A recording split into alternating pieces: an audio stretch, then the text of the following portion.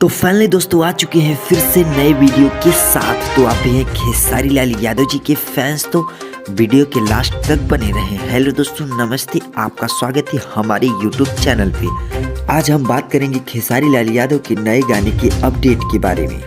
खेसारी लाल यादव जी एक बहुत ही गजब का सॉन्ग लेकर आ रहे हैं, जिस सॉन्ग का नाम है सरसों के तेल लगा के। वाह रे राइटर, क्या इस गाने का नाम दिए हैं। इस सॉन्ग का रिकॉर्डिंग खेसारी लाल यादव इसमें बहुत ही जोरों शोरों से स्टार्ट किए हुए हैं।